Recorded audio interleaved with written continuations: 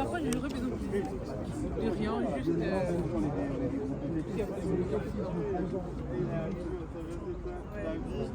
Après qu'ils sont bien, oh là là, il a dit.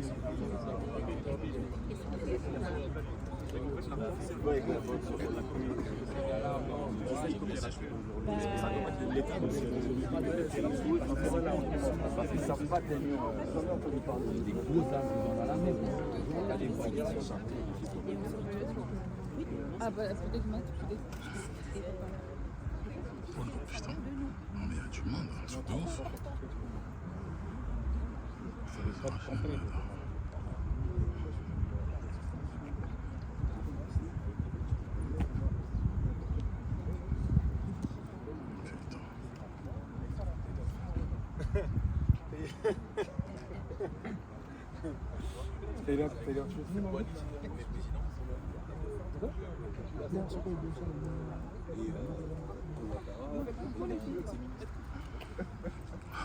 Bonjour. Ah ouais.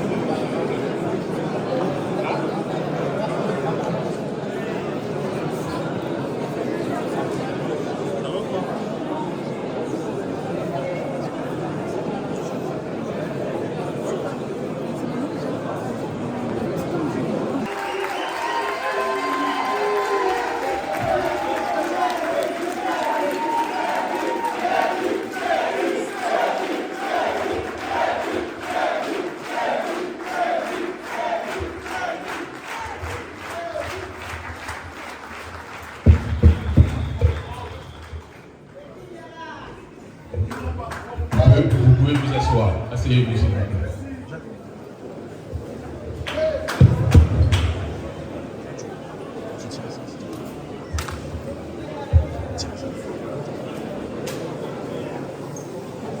Avant toute chose, j'aimerais demander à chacun d'entre vous que vous puissiez vous applaudir pour le temps durant lequel vous êtes restés présents aujourd'hui.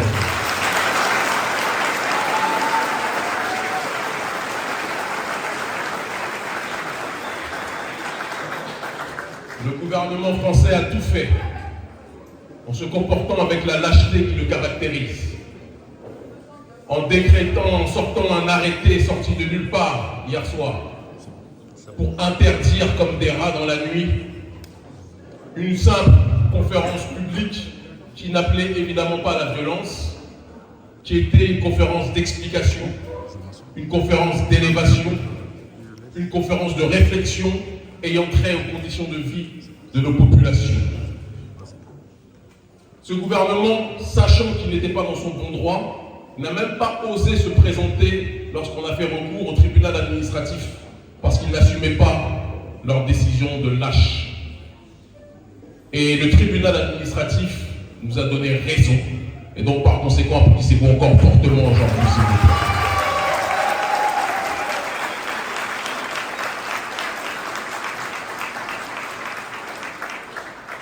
Je ne peux commencer évidemment cette conférence de presse publique sans saluer aussi les services de renseignement qui sont dans la salle et à l'extérieur. Bonjour à eux.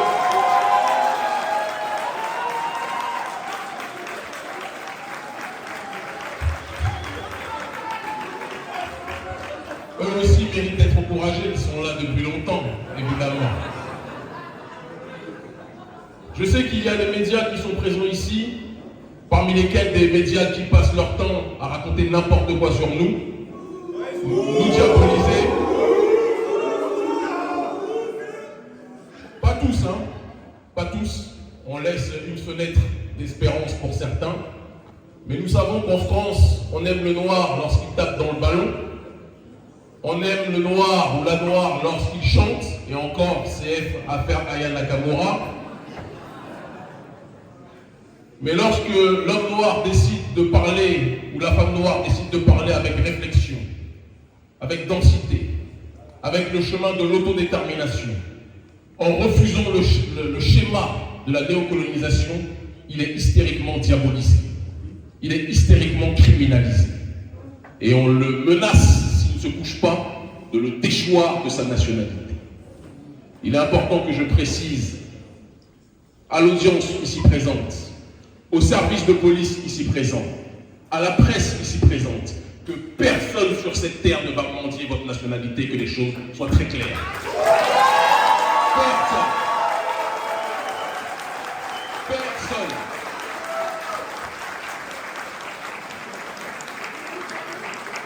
Il est important que l'on précise que notre combat n'est pas et ne sera pas contre le peuple français qui souffre lui aussi.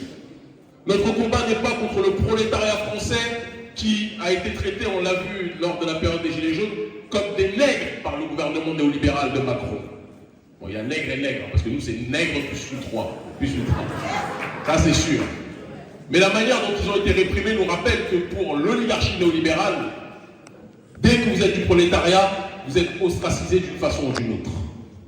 Mais ce gouvernement-là, qui pense qu'il peut effectuer une sorte de chantage, en nous disant si vous continuez à mener des actions contre le néocolonialisme, on va vous reprendre le passeport comme si le passeport était un os et que nous étions des caniches qui acceptaient quelque part leur chantage. Je vous dis sincèrement, retirez-moi le passeport et qu'on aille beaucoup plus vite sur cette question.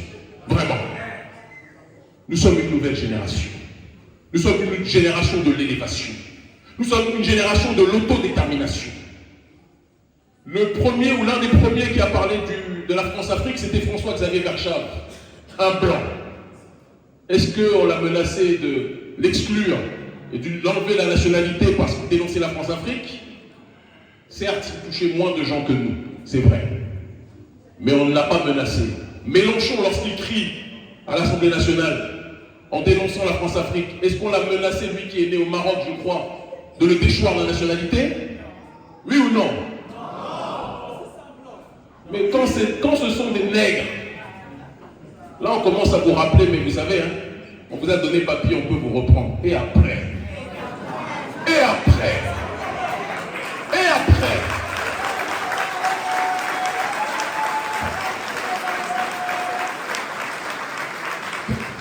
Ils pensaient qu'en annonçant cela, on allait claquer des genoux en disant « Ah non, monsieur, s'il vous plaît, laissez-nous le passeport français. »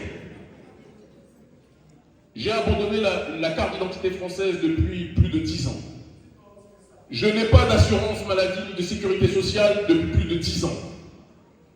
Je n'ai gardé le passeport français que pour traverser, puisque vous savez que les Africains sont discriminés dans le monde. Lorsqu'ils veulent voyager à différents endroits, quand vous êtes africain, vous avez besoin de visa là où les Occidentaux n'ont pas besoin de visa. Vrai ou faux? Or, tout le monde sait que je fais des meetings toujours à guichet fermé dans les territoires d'outre-mer ou dans les diasporas où nous rameutons les foules comme c'est le cas sur le continent. C'est notre logique, c'est notre démarche. Nous sommes dans une voie d'autodétermination et lorsque nous pouvons accompagner, encourager, consolider les positions de souveraineté des nôtres partout où les nôtres sont installés, nous le faisons.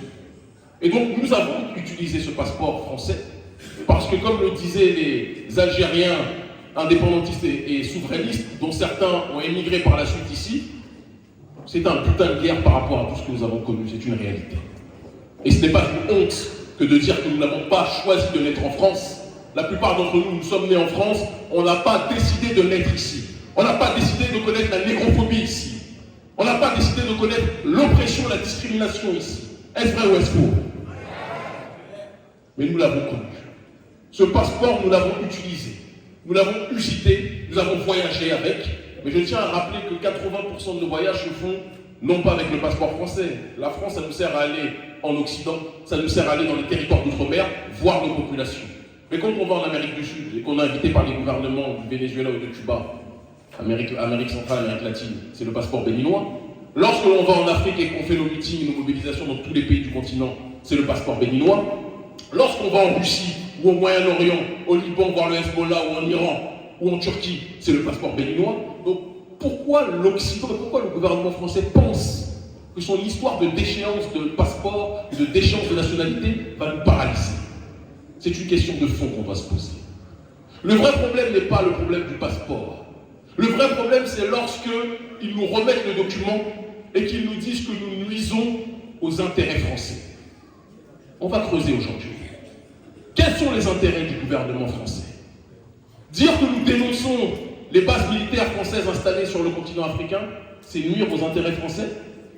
Dire que nous dénonçons le franc CFA et le néocolonialisme qui touche les nôtres et les accords de coopération entre l'oligarchie française et nos dirigeants africains corrompus, parce que c'est trop facile de condamner le gouvernement français si on ne condamne pas nos élites africaines corrompues qui asphyxient nos populations, de Paul Biya à Fornia Sipé, à Patrice Talon, à Makia Sall de l'impérialisme, à Alassane Dramane Ouattara, etc.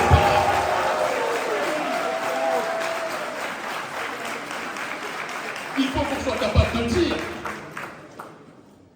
une civilisation n'est détruite par l'extérieur que si elle est rongée de l'intérieur. Les premiers responsables de nos malheurs sont les dirigeants corrompus à la tête de nos États.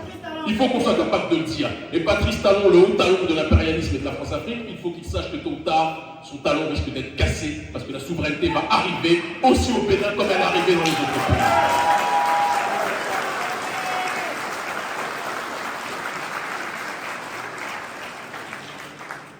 Ils ne veulent pas en réalité que l'on mette le doigt sur leurs problèmes. Ils me rendent, moi et notre équipe, que je vous demande d'applaudir fortement le LGR panafricanisme.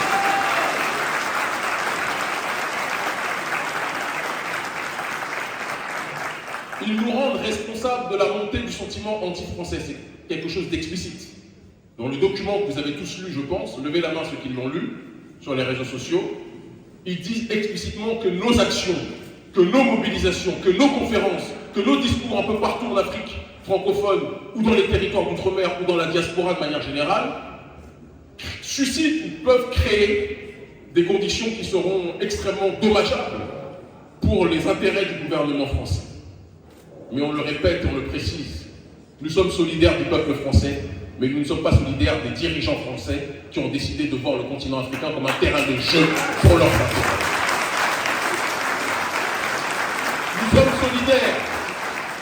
Nous sommes solidaires de tout le monde, que vous soyez chrétien, que vous soyez musulman, que vous soyez juif. Parce que je sais que les médias, ils ont décidé de nous créer un sida médiatique en disant « Ah, mais il est antisémite ». Non, non, non. On sait que dans ce pays, dès qu'on prononce ce mot-là, tout le monde s'écarte. Je ne suis pas antisémite. Et je le dis les yeux dans les yeux. Tout a commencé quand une milice extrémiste a tabassé des Noirs lors des manifestations en commémoration de la mort d'Ilan Halimi. La FDJ et le Bétard, qui sont des milices protégées par le gouvernement français, ils ont tabassé des Noirs en disant « Youssouf Fofana, sale noir, des Juifs auront ta peau ». Et tous les éboueurs noirs qui étaient là lors de cette manifestation étaient tabassés par eux. On a eu des échos de ça, les enfants de ces éboueurs sont venus nous voir. On a dit à la Ligue de défense juive qu'on n'était pas d'accord avec leur démarche, on a décidé d'aller les voir. Et lorsqu'on est venu, la rue s'est ouverte comme la mer Rouge devant Moïse, ils sont tous rentrés dans les restaurants à falafel, pris de peur. Tout le monde sait qu'il n'y a eu aucune violence ce jour-là, contrairement à ce qu'ils font croire. Nous n'avons pas été condamnés pour ça. On a eu des condamnations, mais pas pour ça. Et par la suite, Sarkozy, en surfant sur cette affaire, en voulant séduire l'électorat juif, nous a présentés comme des nazis noirs venus pourtant sans armes, et d'après le franciscain des Orfèvres, sans commettre d'actions antisémites ni d'actions violentes. Il a criminalisé notre démarche et nous a présentés comme des nazis noirs. Et par la suite, on l'a dit, c'est vrai que les institutions internationales liées aux accords de Bretton Woods sont tenus par des dirigeants occidentaux qui font connaître des conditions de vie tellement extrémentielles à notre population africaine qu'en comparaison, même l'immonde camp de concentration d'Auschwitz, comparativement à ce qu'on connaît, ça peut paraître comme un paradis. C'était très risqué de dire ça, c'est vrai. C'était très provocateur de dire ça, c'est vrai.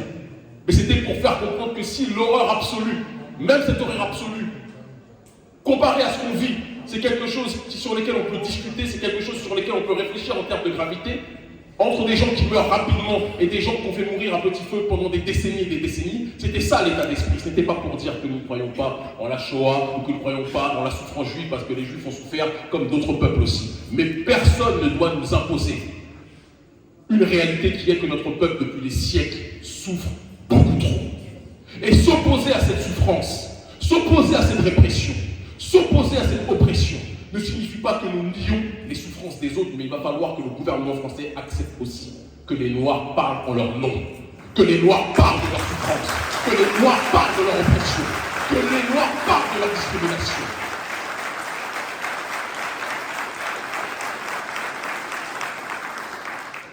Le gouvernement français fait croire qu'il n'a pas d'intérêt économique sur le continent africain, mais quand on lui dit de partir, il commence à gonfler les muscles. Il commence à pleurer, il commence à dire qu'il y a un sentiment anti-français. Il n'y a pas de sentiment anti-français, mon ami. Il y a un sentiment anti-France-Afrique, un sentiment anti-colonialiste, un sentiment hostile à l'ingérence du gouvernement français dans nos États. Emmanuel Macron dit qu'il est contre les coups d'État. Quand Alassane Ouattara fait un coup d'État constitutionnel, Macron l'a validé, oui ou non? Quand au Gabon, le général Boliki a fait un coup d'État, Macron l'a validé, oui ou non? Quand au Tchad, Mahamat Kakadébi a fait coup d'État après la mort de son père, que certains disent être un assassinat, Macron l'a validé, oui ou non?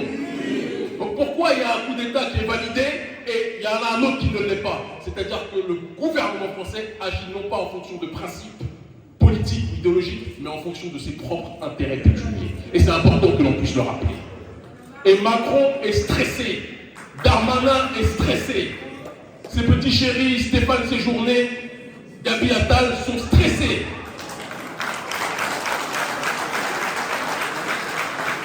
Non mais, quand je dis petit chéri, il y a aucune connotation, je veux dire. Chacun fait ce qu'il peut de sa vie, de son fessier au gouvernement.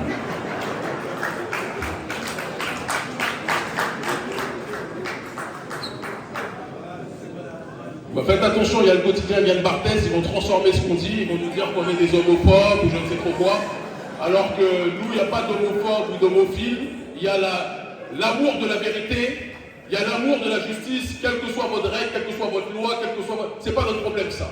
Par contre, si vous vous rangez du côté du néocolonialisme, vous êtes nos adversaires. Que vous soyez blanc, que vous soyez noir, que vous soyez chrétien, musulman, juif, chinois, athée ou martien, si vous voulez le néocolonialisme, nous sommes vos adversaires, on le dit avec simplicité. Comore Info vous annonce qu'il prend désormais en charge la diffusion de vos publicités sur toutes ses plateformes. Tu es entrepreneur? Commerçant? Tu es dans la restauration? Tu es artiste indépendant? Tu es dans la vente des cosmétiques? Photographe professionnel ou une entreprise en pleine expansion? Vous souhaitez promouvoir vos activités, attirer plus de clients, avoir de la visibilité partout dans le monde? Comore Info a la solution. Grâce à notre large audience sur Facebook, YouTube et Instagram, nous diffuserons vos publicités à des milliers de clients potentiels. Contactez-nous dès aujourd'hui pour booster votre visibilité et propulser votre succès. Comore Info, la clé de votre expansion médiatique.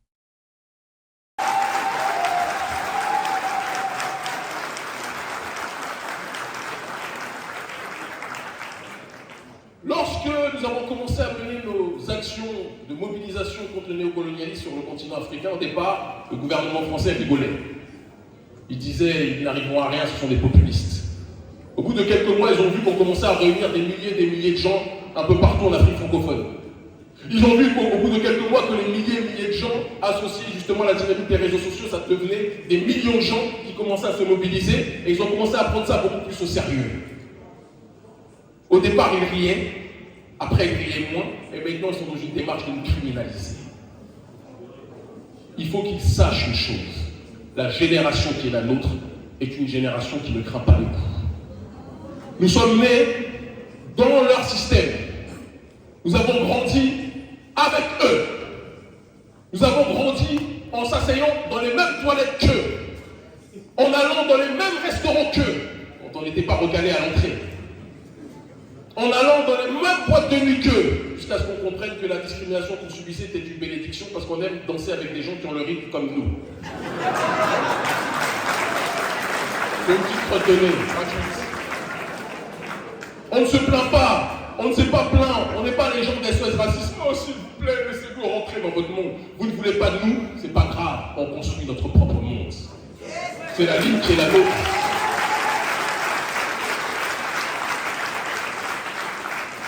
Et ceux qui sont parmi les Français, qui ne sont pas dans une démarche de nous repousser ou de nous exclure, et sont des gens avec qui on peut être en fraternité, en amitié.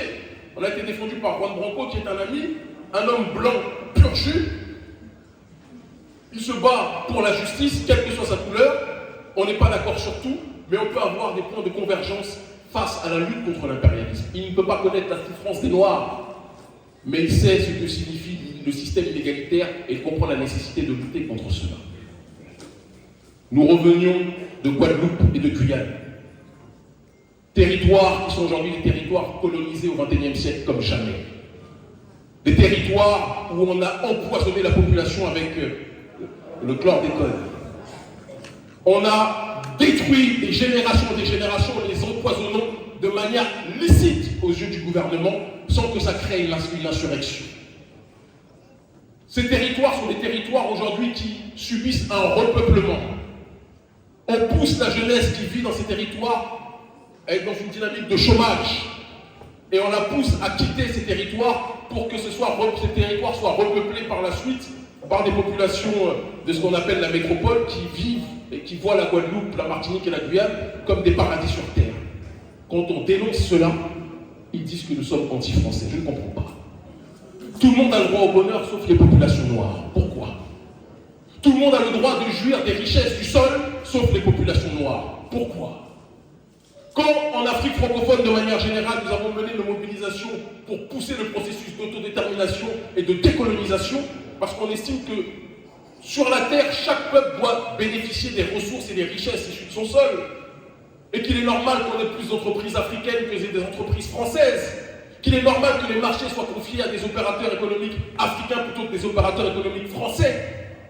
Lorsqu'on dit ça, on devient anti-français. En fait, c'est comme si le nègre a été programmé par l'oligarchie pour aimer tout le monde, à l'exception de lui-même. On doit accepter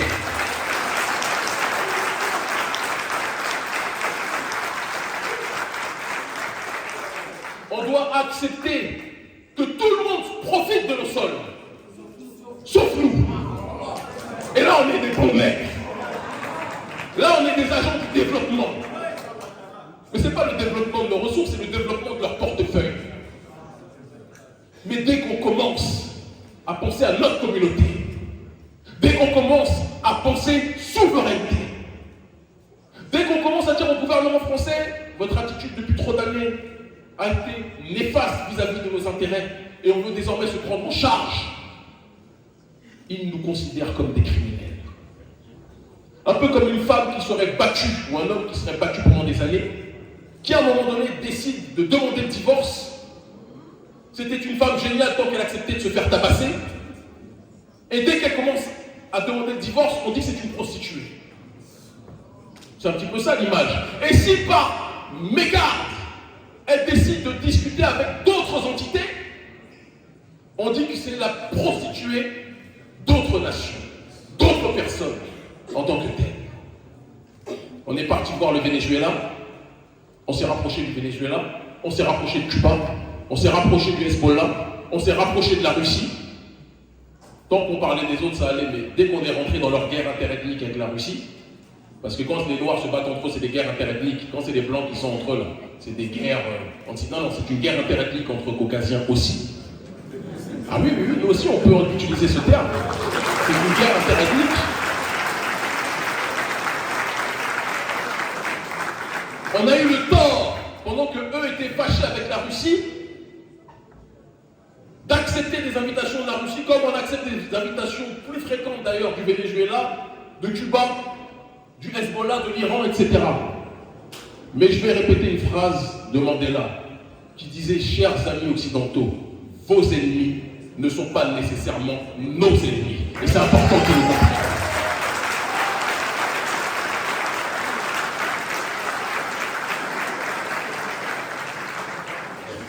Depuis la période des indépendances, l'Union soviétique a soutenu les mouvements de libération, vrai ou faux? Tous les leaders des indépendances, ou la plupart d'entre eux, ont eu besoin d'un soutien logistique pour résister à la puissance coloniale qui voulait les asphyxier. Ils se sont rapprochés de Cuba, ils se sont rapprochés de l'Union soviétique à l'époque, et c'est un continuum. Est-ce que cela signifie que, en étant dans une dynamique d'appliquer les règles de la multipolarité, nous pensons que la Russie doit être la nouvelle entité, ou l'Iran ou le Venezuela doivent être les nouvelles entités qui doivent coloniser notre peuple? Vous n'avez rien compris. On l'a dit, on était les invités d'honneur au Parlement russe, vous pouvez trouver ça sur Internet. On a dit que si la Russie ou la Chine font l'erreur de faire avec les Africains ce que le gouvernement français a fait, nous les combattons. Nous sommes très clairs dessus.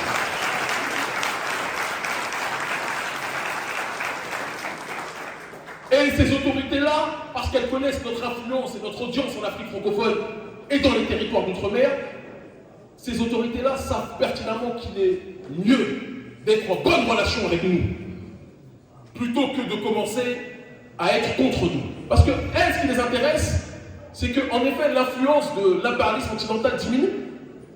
Les ennemis de mes ennemis peuvent être ponctuellement mes amis, mais ça ne deviendra jamais mes messies. C'est important qu'on retienne cette chose.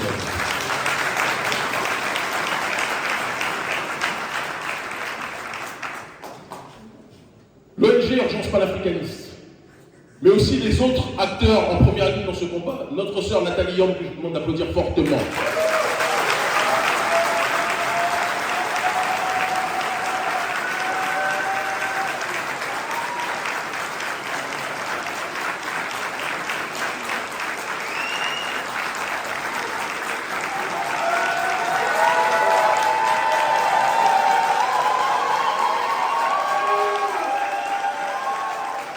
Notre frère, non, elle n'est pas là, j'ai vu les gens, ils sont tournés. Arrêtez de faire les nyamas quand même. Quand même. Elle était là, bon, c'est un dommage. Macron, le grand courageux, l'a interdit de territoire comme elle est née en Suisse. Donc, vous voyez ces gens-là, ce gouvernement, quand ils ne savent pas assumer des débats, ils utilisent des lois qui dénaturent pour empêcher ceux qui ne sont pas capables de contredire de pouvoir circuler et propager le message. Mais ils oublient qu'on est à l'ère du XXIe siècle. Ils oublient que même s'ils limitent des corps, ils ne limitent pas le verbe. Ils oublient que même quand nous sommes sur le continent africain, vous voyez tous les actions et les mobilisations que nous faisons, vrai ou faux? Ils oublient que quand nous sommes dans les territoires d'outre-mer, que nous organisons des mobilisations, vous pouvez être à des milliers de kilomètres, vous voyez ces mobilisations, vrai ou faux? Donc leur stratégie ne sert à rien. Leur stratégie visant à essayer de rappeler, comme à l'époque du Code Noir, limiter les gestes et les faits et gestes de l'esclave rebelle, c'est quelque chose qui est contre-productif pour eux, parce que ça densifie encore plus notre message auprès du reste de la population. Plus le gouvernement nous attaque, plus le gouvernement nous pousse quelque part à l'élévation. Nous sommes au XXIe siècle, je le dis, et c'est un scoop que je vous donne, c'est la dernière conférence que je fais en France. Écoutez bien ce que je dis, écoutez bien. La prochaine fois que nous reviendrons en France, ça sera lorsque nous serons dans les institutions au Bénin.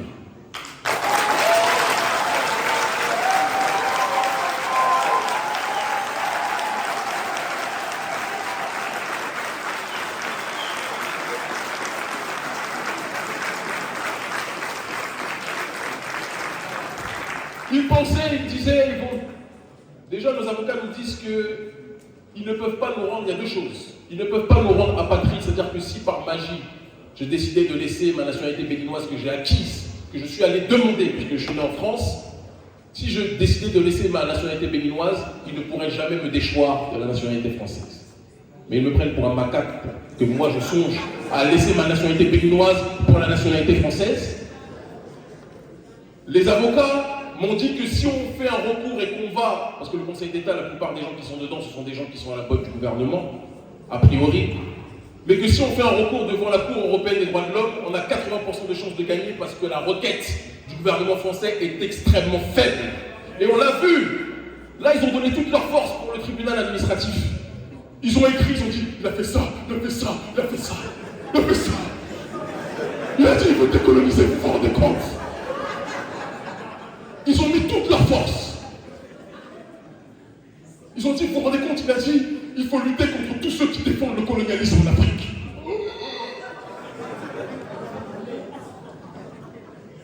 Ils ont dit, et je crois qu'on va même diffuser le texte peut-être sur les réseaux sociaux, comment ils l'ont motivé.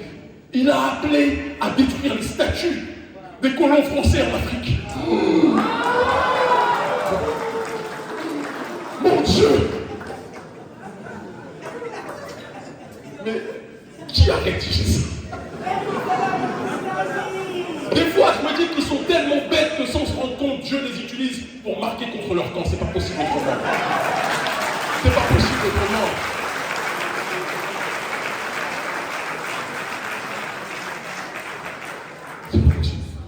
Donc, ils ont réussi tellement, ils sont perchés dans leur truc, à criminaliser le fait que l'on veuille, en effet, nous, on ne fait pas partie des gens qui disent oui, les statues de Napoléon sur leur territoire.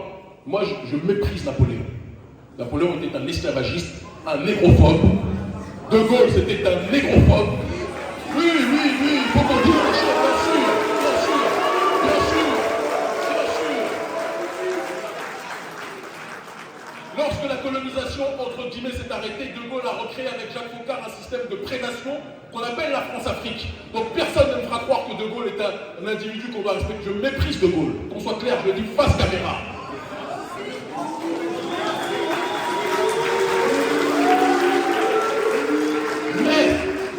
Mais, nous sommes sur le territoire français.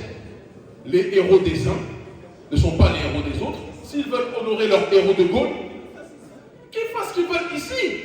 Mais chez nous, on a le droit de détruire leur statut sur le lieu. C'est comme ça. C'est comme ça. Et quand je dis chez nous, je dis bien en Afrique, mais aussi dans les territoires d'outre-mer qui ne sont pas des départements de notre pays.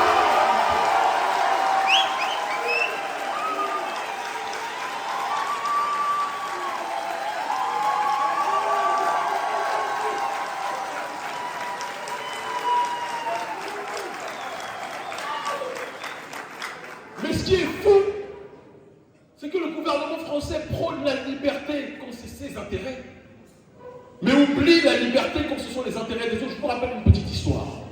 À la fin de la Seconde Guerre mondiale, parce qu'il ne faut pas oublier que De Gaulle était caché à Londres. Bon, qu'on le dise. Un petit peu. Bon, il a transformé ça en résistance de loin. Bon, ça c'est encore leur histoire. Je pense qu'il faut. Il aimait le Poutine, tout ça.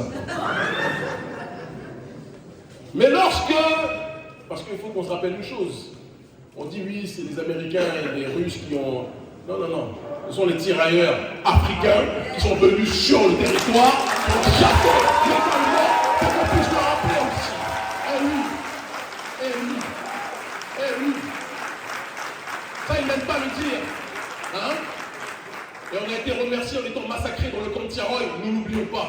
Mais on se rappelle que c'est les forces noires, comme ils les appelaient à l'époque, qui ont contribué à libérer la France. Mais bref, les bases militaires américaines, parce que je ne tire aucune gloire du fait qu'on ait contribué à libérer la France, quand je vois le traitement qu'on a eu, on aurait peut-être dû les laisser se débrouiller entre eux. Ça, c'est encore une autre histoire.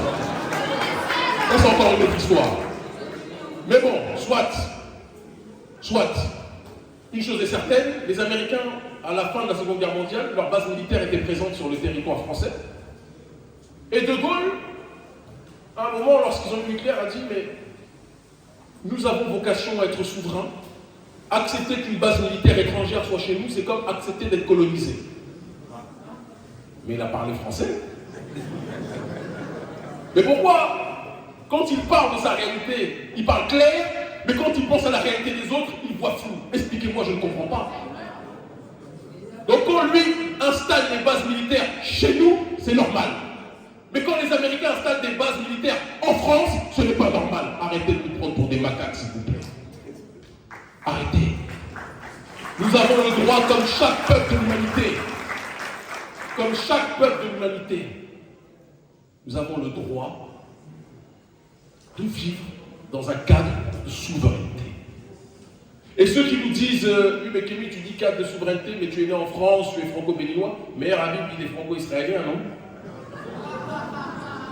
Là, vous oubliez les histoires d'identité, de nationalité. Quand c'est les autres, vous comprenez, quand c'est nous, vous reniez. Pourquoi? Mes grands-parents étaient sous l'empire colonial français, ils n'ont pas demandé à l'être. Mes grands-parents, je ne parle même pas de mes parents qui sont de nationalité française, mes grands-parents étaient de nationalité française, ils ne l'ont pas demandé. Vos grands-parents, pour la plupart, étaient de nationalité française, ils ne l'ont pas demandé. Ils ont pillé nos ressources, ils continuent à les piller aujourd'hui. Et quand j'ai dit, je ne parle pas de tous les Français. Je vois les raccourcis des médias qui sont ici. Non, non, non. On parle de l'oligarchie française. Ils ont pillé. Et quand la seule chose qu'on garde, c'est votre petit bout de papier, vous commencez à nous dire qu'on s'accroche à votre identité, on s'accroche à aucune de vos identités, on s'accroche à rien. On s'accroche à rien, mes amis. Là, c'est mon passeport. Ramène-moi le briquet.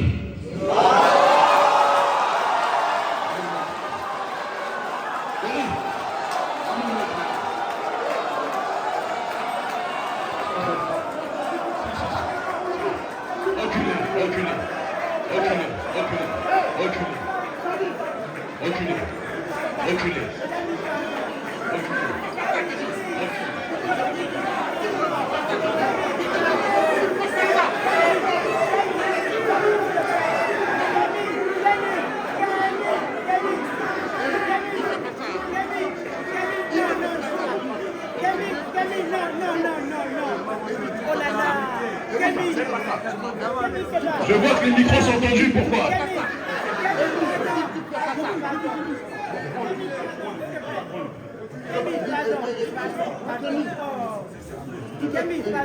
Soyez serein, soyez serein. Il y en a qui ne veulent pas qu'on le fasse. Mais vous savez quel est le message? Ah là, la télé est venue, elle s'est rapprochée tout de suite.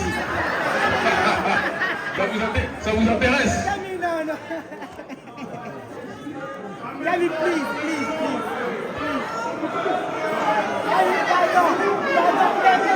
Asseyez-vous d'abord, asseyez-vous tous, asseyez-vous tous. Asseyez-vous tous. On dirait que vous êtes plus stressés comme moi, calmez-vous. Amène-moi le briquet. Ne soyez pas plus stressés comme moi, moi je suis relax. On va faire un vote. Attendez. Soyons disciplinés, soyons sereins. Moi je vous dis les choses très clairement. Non seulement je ne mendirai pas la nationalité française, parce qu'ils agissent comme si la nationalité française était un os, et que nous étions des chiens, et si on n'était pas sages avec eux, ils ne font ça qu'avec les Noirs, que si on n'était pas sages avec eux, ils nous le retireraient. Moi je vous dis les choses très clairement, je respecte le peuple français, mais votre méthode, cher gouvernement français, je ne l'apprécie pas. Je ne suis pas votre esclave, je n'ai pas besoin de vous pour vivre. Donc on va faire le... Vous avez vu, hein? Le briquet est là. Pardon. Le passeport est là. Pardon. Non, calmez-vous. C'est pas le vote que je suis en train de brûler. On va faire un vote à main levée. S'il vous plaît.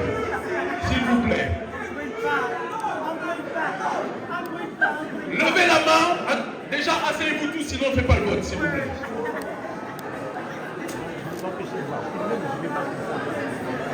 Ouais. Et c'est pas votre passeport que je suis en train de brûler, c'est le mien. C'est bon, je m'attends. C'est pas bien de conseiller par mon frère. Attends. J'ai vu des réactions de colère au cas où je le brûlais. Levez la main, ceux qui veulent que je ne le brûle pas. Non.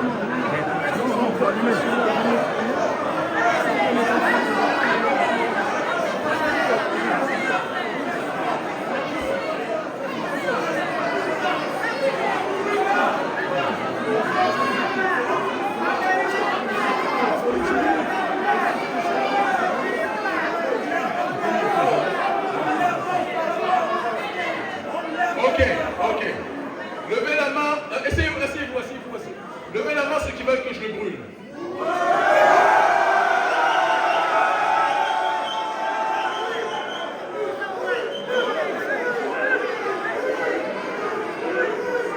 Comore Info vous annonce qu'il prend désormais en charge la diffusion de vos publicités sur toutes ses plateformes. Tu es entrepreneur? Commerçant? Tu es dans la restauration? Tu es artiste indépendant? Tu es dans la vente des cosmétiques? Photographe professionnel ou une entreprise en pleine expansion? Vous souhaitez promouvoir vos activités, attirer plus de clients, avoir de la visibilité partout dans le monde? Comore Info a la solution. Grâce à notre large audience sur Facebook, YouTube et Instagram, nous diffuserons vos publicités à des milliers de clients potentiels. Contactez-nous dès aujourd'hui pour booster votre visibilité et propulser votre succès. Comore Info, la clé de votre expansion médiatique. Non mais, ça sert à rien de lever la main pour dire non quand je dis ceux qui veulent que je le brûle.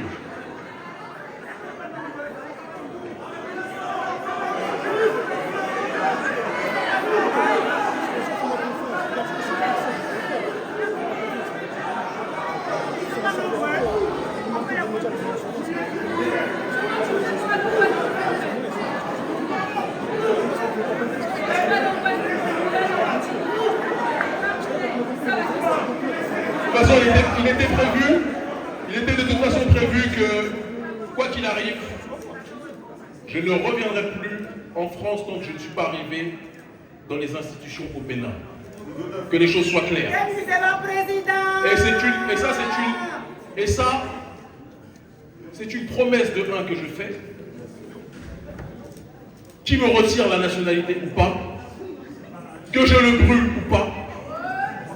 Parce que je veux que le gouvernement français comprenne que notre existence ne dépend pas de la France. Et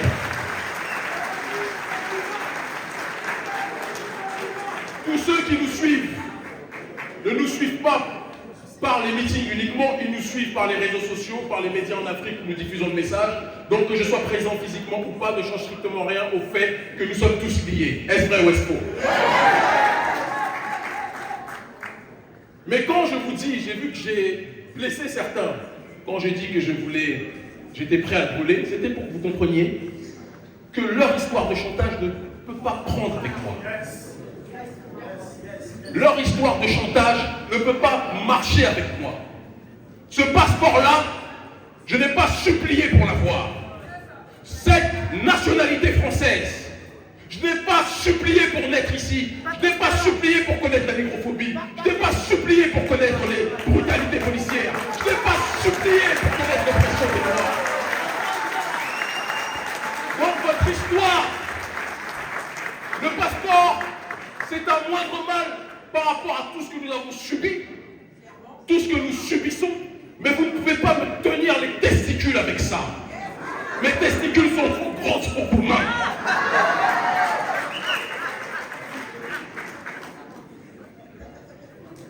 Relevez la main ceux qui veulent que je ne le brûle pas.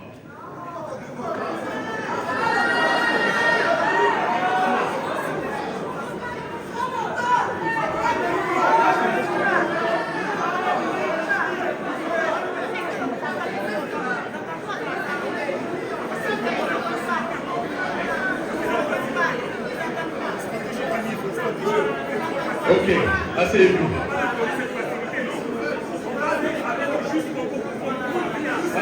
Asseyez-vous, s'il vous plaît. Et ceux qui veulent que je le brûle, vous allez le brûler avec moi?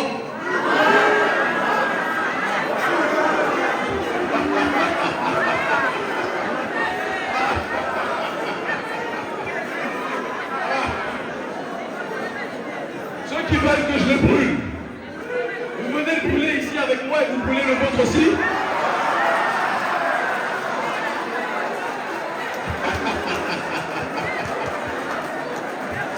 Là, j'entends moins de gens crier. Asseyez-vous, asseyez-vous, asseyez-vous.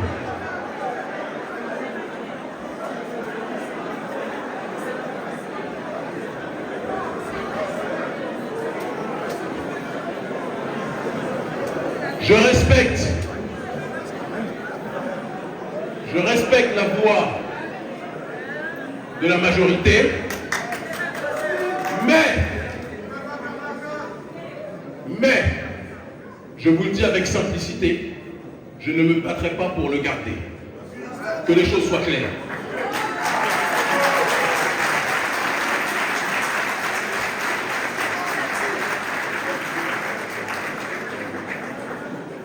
Je veux qu'on soit capable de se désinhiber par rapport à cette histoire de nationalité, parce que c'est un chantage qu'ils ne font pas uniquement pour moi.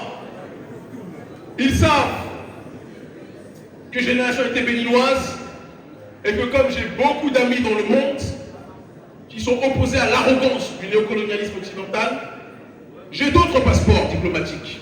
Ils le savent. Et les services de police qui sont dans cette salle le savent déjà. Mais vous, c'est vous que l'on vise.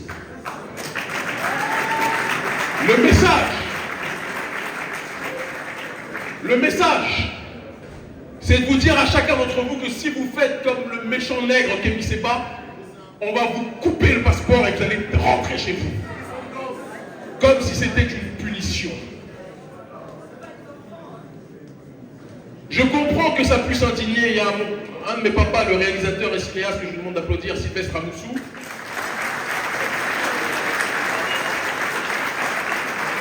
qui a réagi violemment, entre guillemets, lorsque j'ai dit que j'étais prêt pour le brûler, parce que Sylvestre pense à vous. Mais je sais pourquoi je dis que le brûler serait symboliquement important. Et je veux que vous compreniez que le faire, si je le fais avant la fin de ce meeting, ce n'est pas pour vous mettre en danger, mais c'est pour accentuer le processus de liberté dans chacun d'entre vous. Parce que c'est une bataille d'idées que nous sommes en train de faire.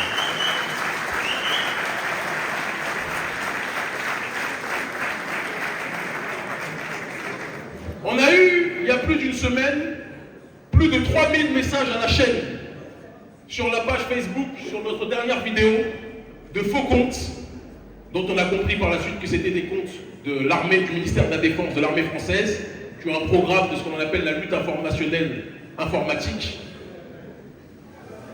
Des messages qui nous disaient, si tu es un homme, brûle le passeport. C'est ce qu'on appelle des psycho-op. Des opérations psychologiques, parce qu'ils connaissent ma personnalité. Et ils savent que si on va à la Cour européenne des droits de l'homme, ils vont perdre. Comme ils savaient, en faisant leur arrêté hier, ils pensaient que, connaissant ma mentalité, on n'allait pas faire de recours.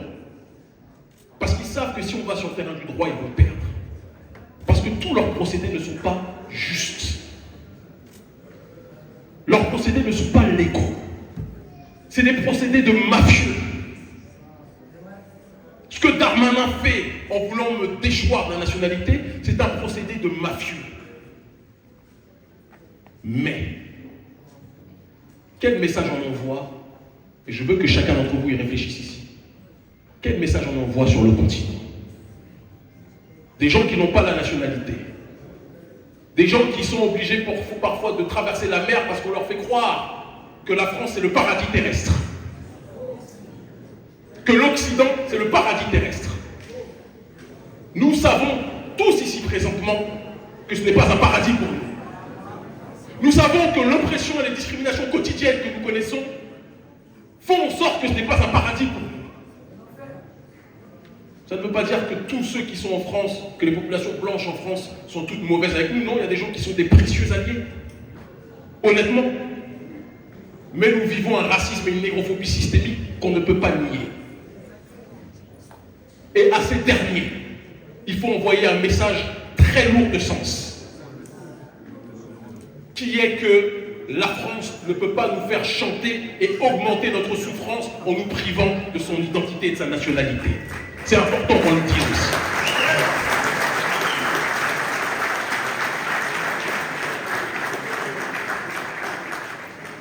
Donc, quand je vous dis, il y en a qui me connaissent très bien, quand je vous dis que brûler le passeport, ce n'est pas manquer de respect à qui que ce soit. Ce n'est pas vous mettre en danger chacun d'entre vous. Mais c'est dire au gouvernement français qu'il ne peut pas nous faire chanter C'est un sacrifice que je fais pour augmenter le processus de chacun d'entre vous de liberté. Je vois certains dont je soupçonne qui sont peut-être des policiers qui se disent « Ah, il va le brûler ou pas ?» J'ai vu un, il m'a regardé comme ça, il avait les yeux, on dirait il était au parc Disneyland.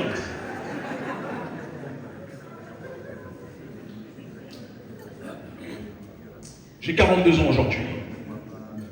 J'ai connu une négrophobie en France à une époque où les Noirs n'étaient pas à la mode, comme dirait l'autre, qui dépasse l'entendement.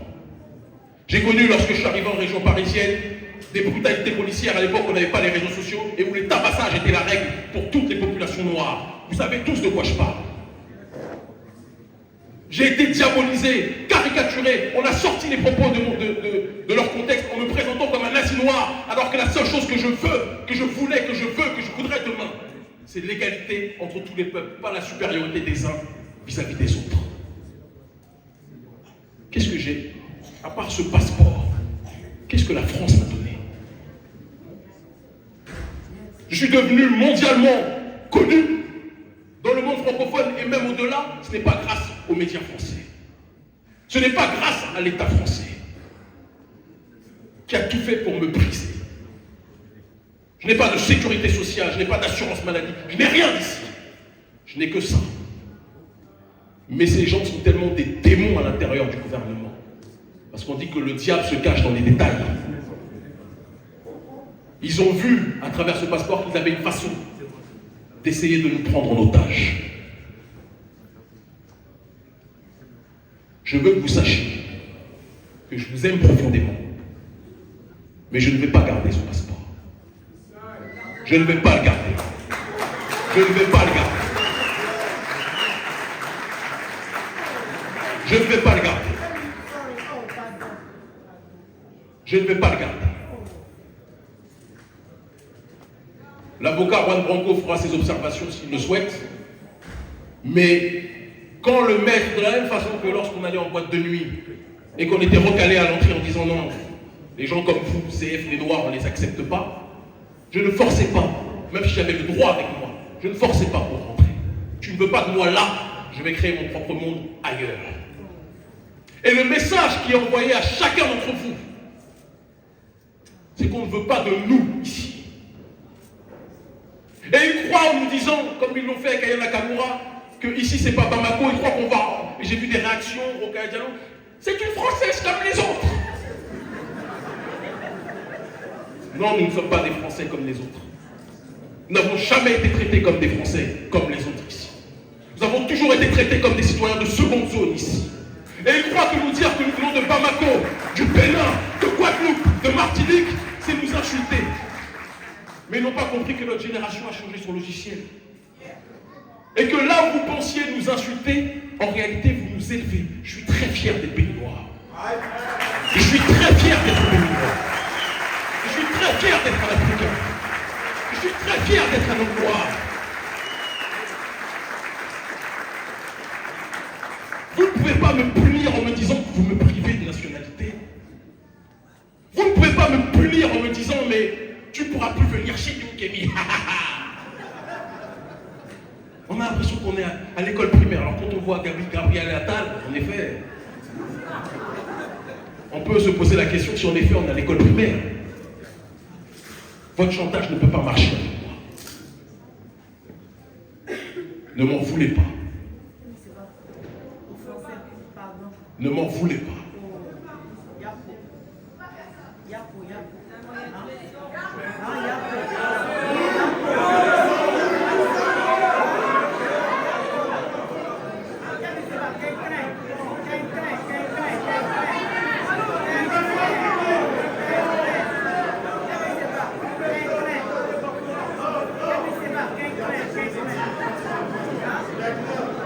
Certains me disent tu ne pourras plus venir aux Antilles, Kémy. Je vous l'ai dit et j'en fais le serment. Je reviendrai quand je serai au sein du gouvernement béninois en fonction.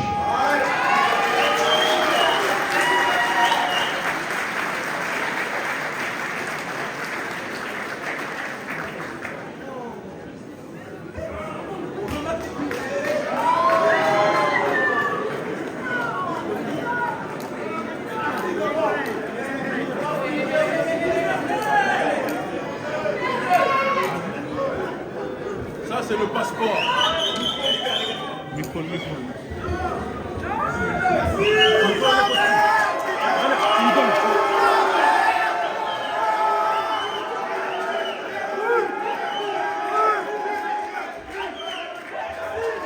Voilà ce que je dis au gouvernement français. Comore Info vous annonce qu'il prend désormais en charge la diffusion de vos publicités sur toutes ses plateformes. Tu es entrepreneur ? Commerçant ? Tu es dans la restauration ? Tu es artiste indépendant ? Tu es dans la vente des cosmétiques ? Photographe professionnel ou une entreprise en pleine expansion ? Vous souhaitez promouvoir vos activités, attirer plus de clients, avoir de la visibilité partout dans le monde ? Comore Info a la solution. Grâce à notre large audience sur Facebook, YouTube et Instagram, nous diffuserons vos publicités à des milliers de clients potentiels. Contactez-nous dès aujourd'hui pour booster votre visibilité et propulser votre succès. Comore Info, la clé de votre expansion médiatique. Votre passeport, ce n'est pas un os que vous me donnez comme si les Noirs étaient des chiens. Je suis un homme noir libre. Je suis un Africain libre. Je suis un Béninois libre. Et je reviendrai quand je serai en fonction au sein du gouvernement béninois et je vous dirai vos vérités en face, cher gouvernement français.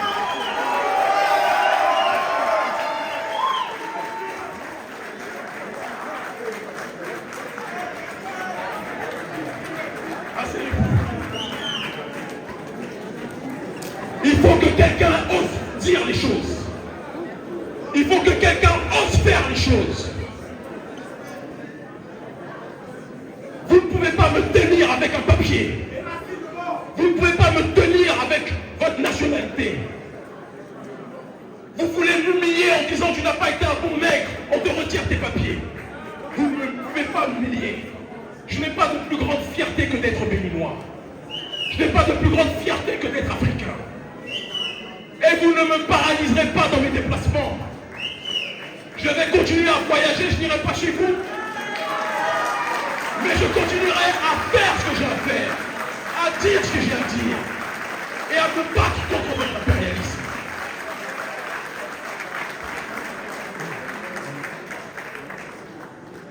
Il y a des millions de Noirs que j'aime qui sont en France. Ceux qui veulent me voir me verront en Afrique. Ceux qui veulent me voir me verront sur Internet. Vous pouvez être dans votre salon ici et vous allez continuer à me voir sur Internet. Mais je suis désolé. On ne peut pas me faire chanter de cette façon. On ne peut pas me dire tu n'as pas été un nègre sage. Tu n'as pas été sage comme Lilian Thuram. Tu n'as pas été sage comme Kylian Mbappé. On va te retirer ta nationalité. Il y a deux types de Noirs. Ceux qui veulent progresser dans la plantation et ceux qui veulent brûler la plantation. Je fais partie de ceux qui veulent brûler cette plantation et je n'assume pas.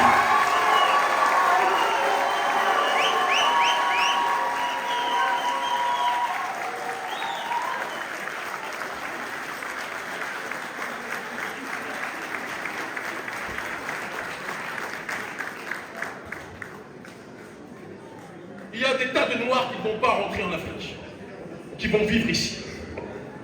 Mais je veux que tous ceux qui sont là, certains vont rentrer, d'autres pas.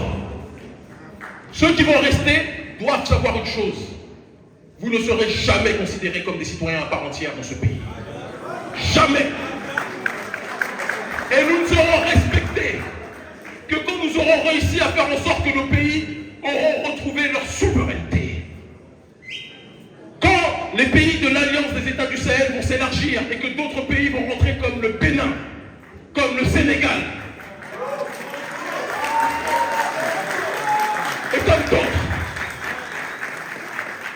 quand les territoires appelés de manière coloniale d'outre-mer, qui sont des pays, la Guadeloupe, la Martinique, la Guyane, auront retrouvé leur indépendance.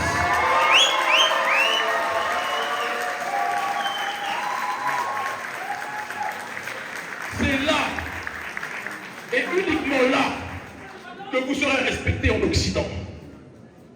Il y a 20 ans, les gens se moquaient des Indiens. Aujourd'hui, les Indiens, c'est une puissance mondiale et une puissance nucléaire. N'est-ce pas? Il y a longtemps, 30 ans, les gens se moquaient des Chinois. Aujourd'hui, la Chine, On dit que c'est les États-Unis, mais la Chine est quasiment la première puissance mondiale. Notre peuple va devenir ce qui se doit être. Et pour ce faire, il doit accepter le prix du sacrifice. Dans le sacrifice, il y a sacré. Dans le sacré, il y a l'aide et l'onction de Dieu. Ce que nous faisons ça pour le Créateur, par amour pour lui. Et nous faisons ça pour honorer nos ancêtres qui sont tombés sous les balles, qui sont tombés sous les fouets, qui sont tombés sous le meurtre de ce gouvernement.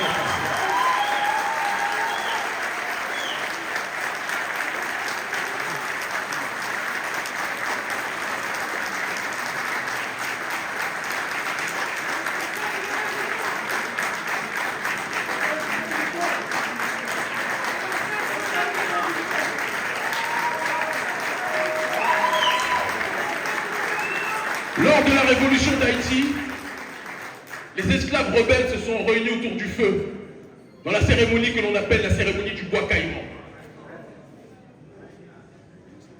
Aujourd'hui, en 2024, nous sommes réunis autour du feu, que symbolise le passeport que l'on nous brandit comme du chantage, en nous rappelant à travers cette démarche que nous ne sommes pas des citoyens comme eux. Et nous faisons le serment au nom de Dieu Tout-Puissant. Et par amour de nos ancêtres méritants, vous ne nous ferez plus jamais chanter avec vos histoires traditionnelles. Jamais.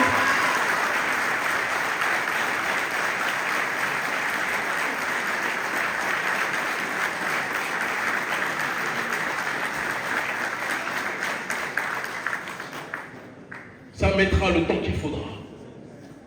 Je sais que les policiers ont déjà averti leurs collègues, il a brûlé, il a brûlé. Mais votre problème, c'est que vous avez une vision court-termiste, chers policiers. Vous ne voyez pas ce que ce geste signifie. Et même ceux dans cette salle qui ont peur des répercussions ne savent pas ce que ce geste signifie. Je sais très bien ce que je fais. Ça va me faire mal, j'ai grandi ici, je suis né ici, j'ai grandi avec vous ici. Ça va me faire mal de ne pas vous voir pendant un temps, physiquement, mais vous allez me voir constamment dans les réseaux sociaux comme vous le faites, ou à la télévision en Afrique via les réseaux sociaux comme vous le faites déjà régulièrement. Mais je vous fais le serment que ce n'est pas un adieu. C'est un au revoir, à très vite. Parce que nous allons prendre nos responsabilités. Nos pays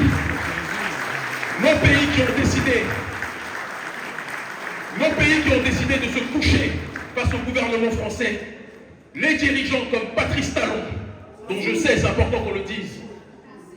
Cette demande de déchéance de nationalité, il faut que vous compreniez que la caméra le filme. C'est le gouvernement Patrice Talon du Bénin qui a demandé à Patrice Talon, à Emmanuel Macron, qui ait cette répression-là. De telle sorte parce qu'il pensait qu'en faisant ça de cette façon, il allait pouvoir augmenter la répression. Parce que quand je vais rentrer au Bénin, son objectif c'est de m'arrêter. Pour soi-disant incitation au coup d'État. Nous verrons. Au XXIe siècle, il y a garçons. Au XXIe siècle, il y a des hommes africains et des femmes africaines libres. Et leurs menaces ne nous font pas peur. Leurs intimidations ne nous font pas peur. Nous allons aller au bout du chemin.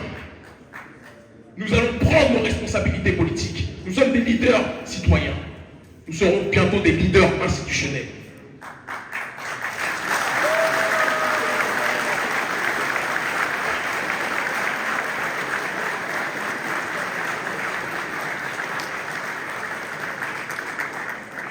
Je suis le fils d'Upéanza, de Pioguera, des Agodjés qu'on appelle des Amazones. Je suis issu d'un peuple guerrier, un peuple qui n'accepte pas la soumission, un peuple qui a pu faire des erreurs, comme tous les peuples de l'humanité. Mais lorsqu'il a décidé de résister, personne n'a jamais pu l'arrêter. Je suis un Dahoméen, un Béninois et fier de l'être.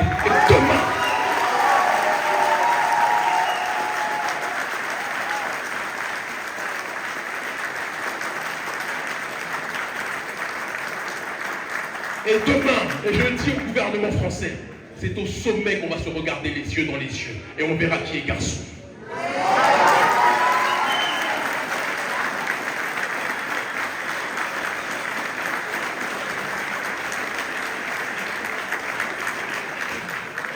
N'ayez pas peur. N'ayez pas peur pour moi et n'ayez pas peur pour vous. Parce que le plus grand ennemi de l'homme noir et de la femme noire, ce n'est pas le blanc, ce n'est pas le gouvernement français, c'est la peur que l'on a installée en nous. Et qui fait qu'on a peur de notre ombre, de telle sorte qu'on est paralysé là où on doit agir. On se retient toujours et après on se demande pourquoi on ne l'a pas fait et on vit avec des regrets. Mon père m'a élevé en me disant si tu fais ça, ça, ça, le gouvernement français va te faire ça, ça, ça. On m'a quelque part, avec amour, mais enfermé dans un petit carré, en disant si tu sors de ce carré, il t'arrivera ça, ça, ça, ça, ça. J'ai décidé de sortir pour voir ce qu'il y avait. On m'a mis en prison 4 fois, je ne suis pas mort. On m'a interdit de rentrer dans plusieurs pays, je ne suis pas mort. Je suis surveillé constamment par la DGSE et la DGSI lorsque je suis ici, je ne suis pas mort.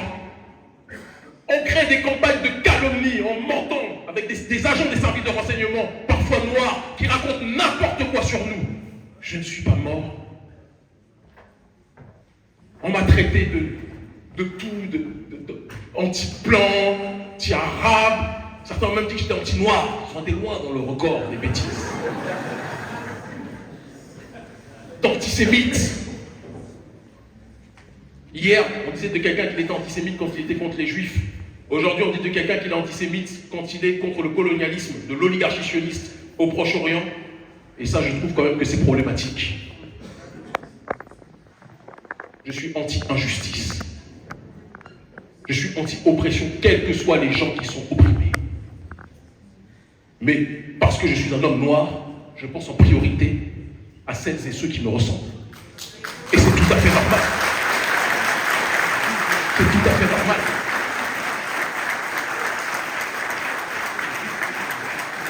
Et dans notre communauté, certains doivent être prêts à payer le prix. Certains doivent être prêts à ouvrir la porte pour les autres. Tout mon combat depuis plus de 25 ans, d'abord dans l'anonymat, d'abord dans les moqueries, avant que nous soyons suivis par des millions de gens dans le monde noir francophone, aujourd'hui, ça a toujours été de tout faire pour ouvrir des portes et de faire ce que notre peuple avait peur de faire. Ils passent leur temps à nous humilier, à nous diminuer. Mais si dans ce pays, les Noirs décidaient de se retirer, qu'est-ce que serait la France aujourd'hui?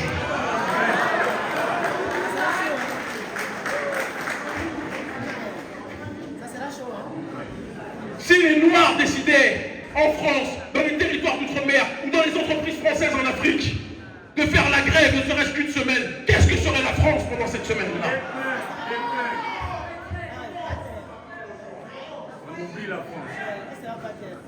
Non. Il faut que la France sache que la nouvelle génération n'est pas l'ancienne.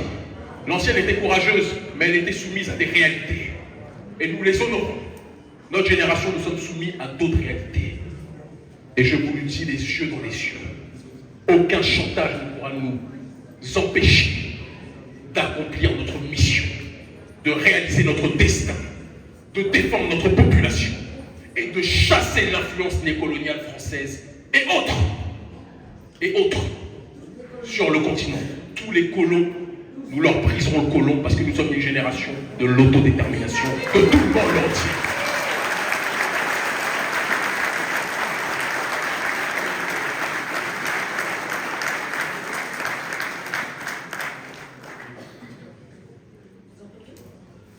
Je terminerai mon propos ce soir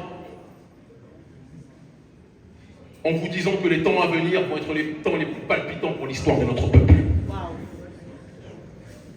Le gouvernement français a souffert ces derniers mois jusqu'à faire des rapports en m'accusant moi, Nathalie Yang, notre ONG Agence panafricaniste, Franklin Nyamsi et d'autres, d'être des semeurs de haine, des criminels et de nous rendre responsables de la montée de l'hostilité vis-à-vis de ses intérêts.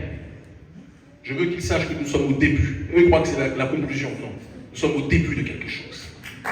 Il y a une nouvelle Afrique qui est en train de naître. Il y a une nouvelle Afrique qui est en train de naître. Et cette Afrique ne va jamais plus mentir quoi que ce soit, à qui que ce soit. Nous ne sommes pas Macky Sall qui va aller mentir le blé. Nous ne sommes pas Alassane Dramane Ouattara qui va aller mentir des prêts. Nous ne sommes pas Patrice Talon qui va demander l'aide de la France pour ce projet. France qui n'est même pas capable de se... Ou un gouvernement français, les Français ne sont pas responsables, mais un gouvernement français qui n'est même pas capable lui-même de se régler et qui va aller faire le shérif chez nous. C'est terminé cette période-là. C'est la génération des Assimi Goïta.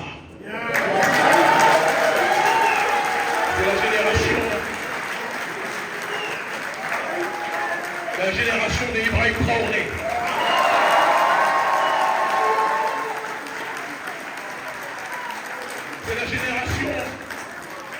C'est la génération de mon grand frère que j'aime profondément, qui a un gros soutien de notre organisation, le général Tiani, président du Niger.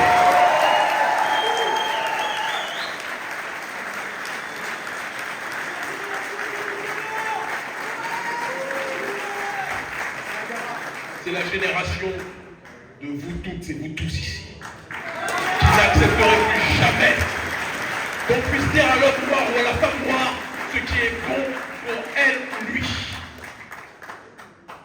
Nous sommes une génération libre. On vous habitue à vous donner des médailles, cher gouvernement français. Vous allez connaître l'envers de la médaille avec nous, désormais.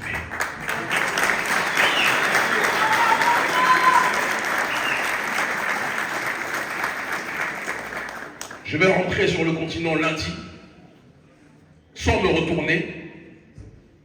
Peut-être que Stéphane Séjourné et ses chéris voudront me retenir. On sait qu'ils aiment des corps bien constitués.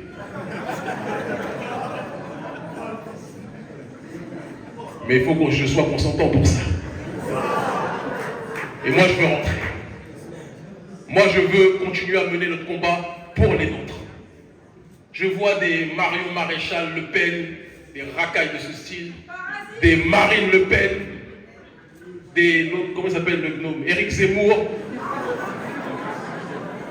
qui se servent de nous comme si on était des punching balls.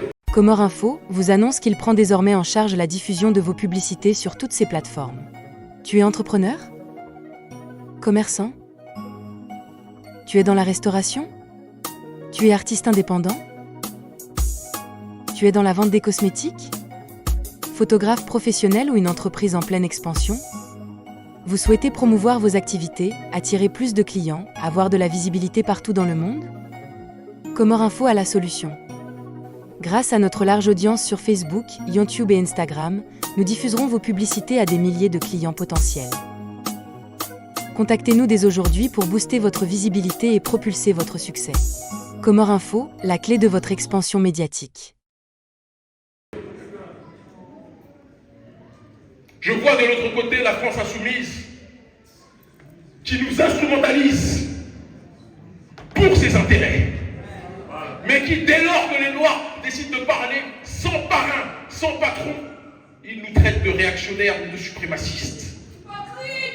Entre les négrophobes de droite et les amis noirs de gauche, Frantz Fanon disait que ceux qui aiment les Noirs sont aussi dangereux que ceux qui disent les détester. On n'a pas besoin d'être aimé ou détesté, on a besoin d'être respecté.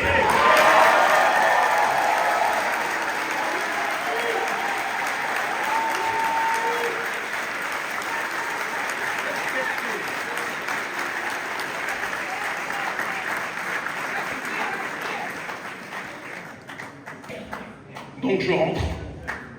Si le gouvernement français veut me retenir, parce qu'on sait que c'est un gouvernement de schizophrènes, c'est le entre-deux, c'est le en même temps, comme ils disent. On veut te déchoir, mais quand je les devance, en vous disant que vous n'allez pas nous faire chanter avec votre nationalité, peut-être qu'ils seront tentés de m'arrêter. Puisqu'on m'a dit que brûler le passeport est punissable par la loi. Ah bon ? On va voir comment le gouvernement français va réagir. Souvenez-vous que nous savons très bien ce que nous faisons. Et chaque bégayage du gouvernement français fait avancer notre agenda politique. Méditez dessus.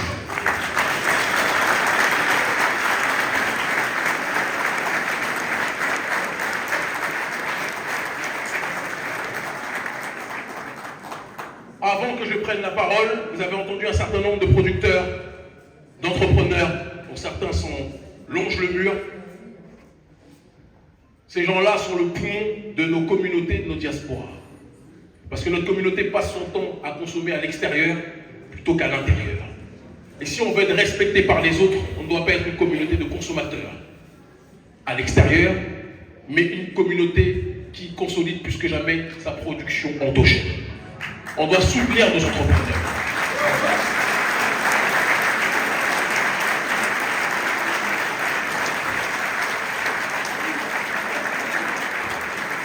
On ne doit pas soutenir nos entrepreneurs dans un capitalisme que je méprise et qui est à la base de l'esclavage. Chosifier l'homme. Et c'est la force de l'homme, quelque part, qui nourrit leur système. Mais il y a une autre façon d'utiliser l'économie, ce que l'on appelle l'endosolidarisme. Produire qu'une entité produise pour que ça puisse bénéficier à la collectivité dans sa globalité. Parce que si nos entrepreneurs marchent, ils auront l'obligation, et on les obligera, oui, bien sûr, à reverser, à partager pour la collectivité. C'est l'obsession.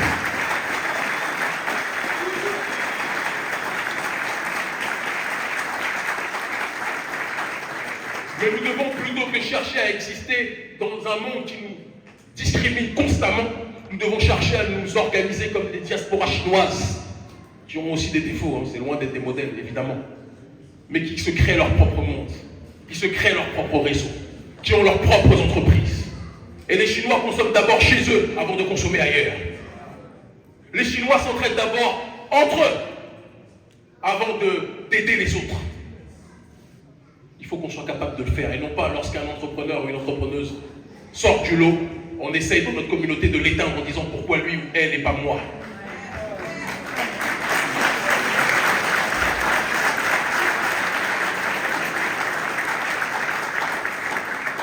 Parce que l'ennemi de notre peuple, c'est la jalousie. L'ennemi de notre peuple, c'est l'ego mal placé.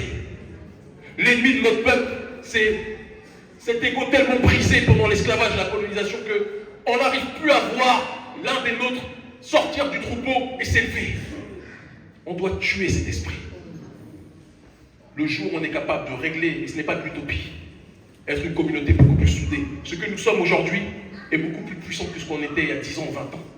Ceux qui connaissent la communauté depuis longtemps ici en France savent qu'il y a eu un bond en avant dans la structuration de cette communauté. Vrai ou faux ce que je dis?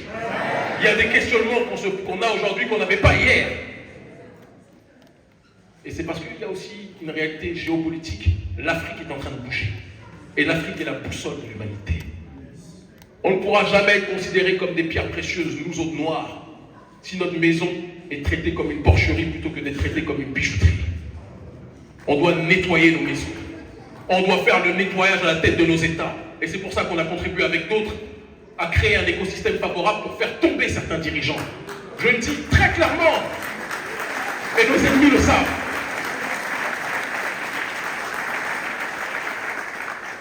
Et je le dis, tous les dirigeants qui se soumettront à d'autres intérêts que les intérêts de leur population, nous contribuerons à les faire tomber cette année, l'année prochaine et les années qui suivront.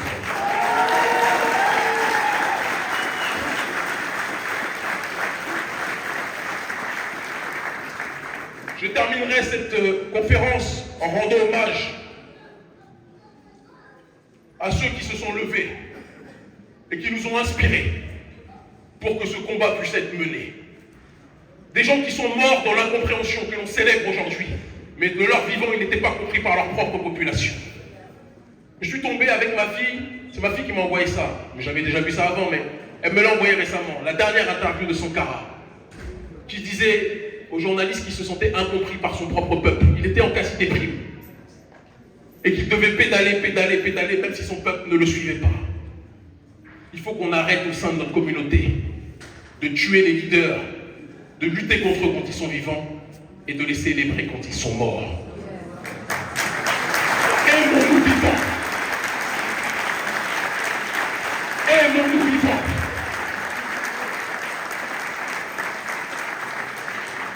Et le plus grand leader de notre peuple, c'est la communauté elle-même. Ne cherchons pas des bergers ou des leaders à l'extérieur de nous-mêmes.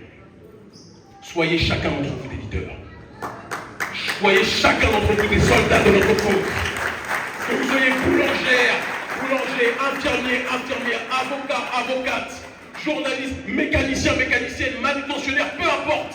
Soyez des révolutionnaires dans votre chemin. Si vous pouvez aider vos semblables, aidez-les. Parce que ce n'est pas les autres qui vont faire pour nous ce que nous devons faire pour nous-mêmes. Et que cette diaspora soit une diaspora qui continue à contribuer à faire avancer la révolution panafricaniste au XXIe siècle. Qui aurait cru que le tête d'affiche du panafricanisme en 2024 serait des gens nés en France comme moi, ou en Suisse comme Nathalie, ou d'autres, ou comme Maud, Salomé Kila, ou comme Eric Djouti, que je vous demande d'applaudir fortement, s'il vous plaît.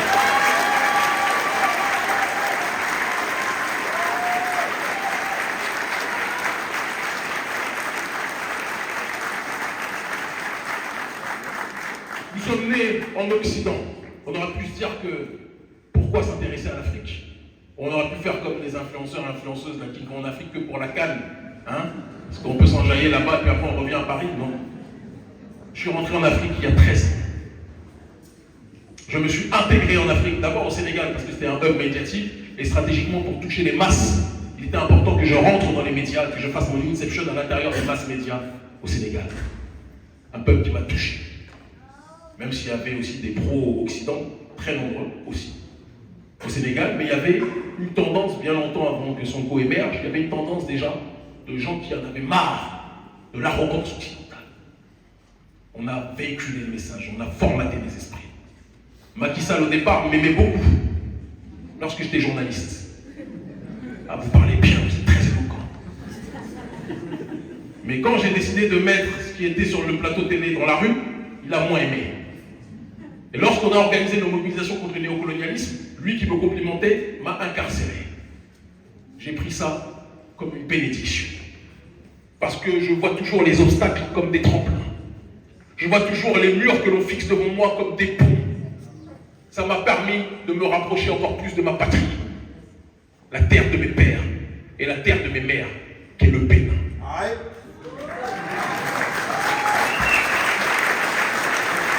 Et je ne suis pas rentré par la petite porte au Bénin.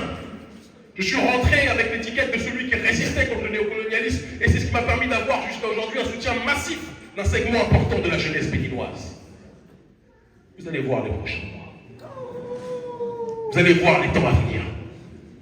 Je le dis et je le répète, que tant que Patrice Talon servira les intérêts de la France, il m'aura comme adversaire numéro 1 au Bénin.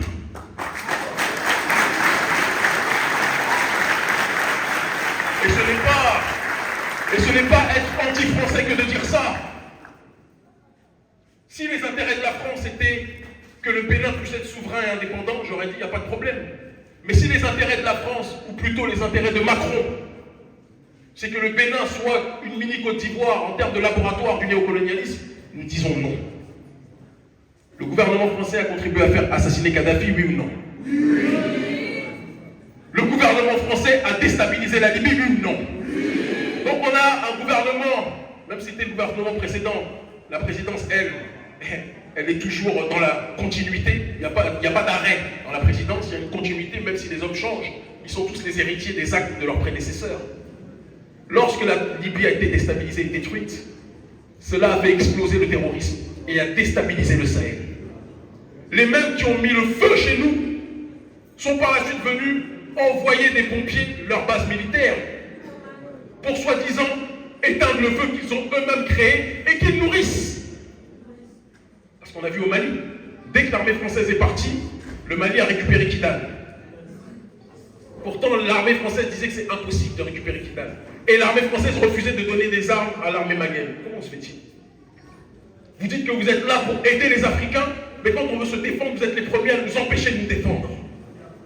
C'est que peut-être le fait que l'on soit démuni et sans armes vous arrange. Eh bien, on est une nouvelle génération qui a compris que le monde tourne. Et que si vous ne voulez pas nous aider, on va trouver d'autres nations qui ont des intérêts, ce ne sont pas des bons samaritains, qui ont des intérêts eux aussi à nous aider. La Russie n'est pas un pays d'ange, loin de là. L'Iran n'est pas un pays d'ange, loin de là. Le Venezuela n'est pas un pays d'ange, loin de là. Mais ils sont opposés à l'impérialisme occidental et ça me va. Et tant qu'ils nous laisseront faire, tant que lorsqu'on va chez eux, ils nous reçoivent avec respect, on ne leur laisse pas le choix. Tant qu'ils comprennent qu'ils ont tout intérêt à nous aider parce qu'ils savent que nous sommes le présent et l'avenir en Afrique francophone, on s'entendra. Le jour où ils voudront se substituer aux colons français, on les combattra avec une très grande force qu'ils n'oublieront jamais de leur vie. Parce qu'un homme noir ou une femme noire en colère est un homme noir ou une femme noire inarrêtable. Comprenne qui pourra. Merci infiniment de m'avoir écouté.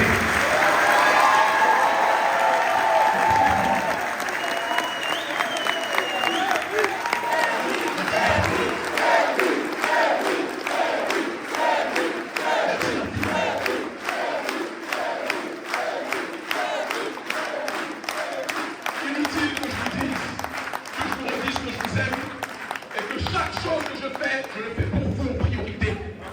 Il y a des choses que vous comprenez aujourd'hui, d'autres que vous comprendrez demain. Quand je dis qu'ils finiront par comprendre, je ne parle pas du gouvernement français, je parle de vous, de nous. Parce que parfois, mon plus grand tort, c'est de comprendre certaines choses trop tôt. Mais je le fais pour vous. Et le temps me donnera raison. Merci infiniment.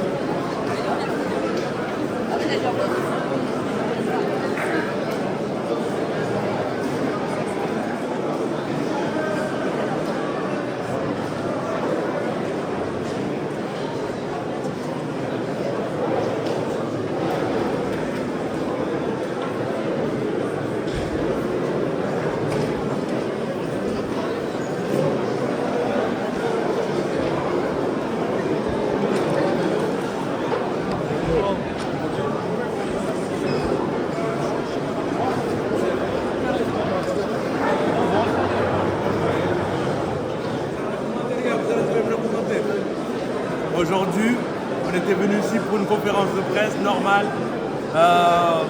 où Kémy allait parler de la question de la déchéance de nationalité. Mais ce qu'on a vécu aujourd'hui était historique. Les émotions étaient... Franchement, ce qu'il a fait aujourd'hui, c'est vraiment quelque chose qu'on ne pensait pas que ça allait être fait aujourd'hui en fait. C'est une surprise en fait. Le fait de brûler le passeport devant tout le monde, franchement, étonnant, surprenant.